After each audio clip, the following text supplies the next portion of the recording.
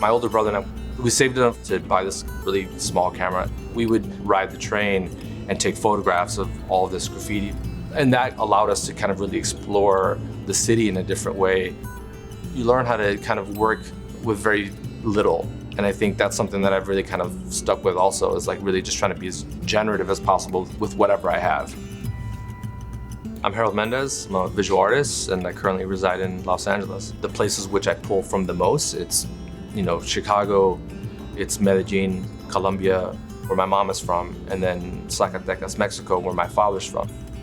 There's this constant kind of negotiation of like, well, where do you belong and how do you kind of define yourself?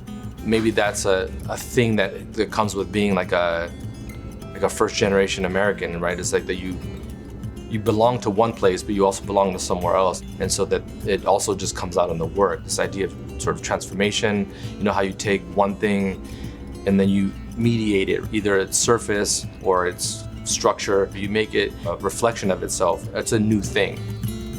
2017, I got invited to go to Cuba, and I went there specifically looking for the grave of this artist named Belkis Sayon. While I was there, I was making a lot of photographic work, looking for her gravesite.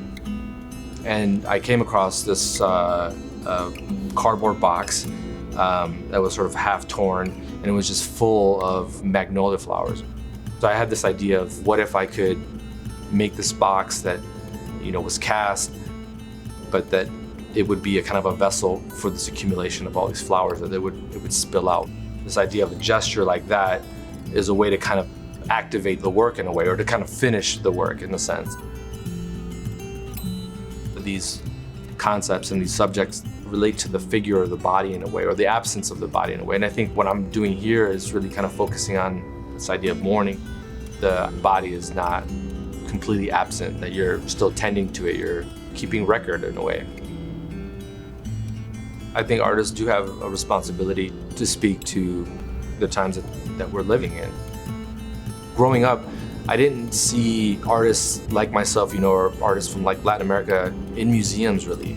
So for me, that's kind of been a goal that I've wanted to achieve for a really long time, is to make sure that other artists who have similar kind of backgrounds can also be part of the history of art.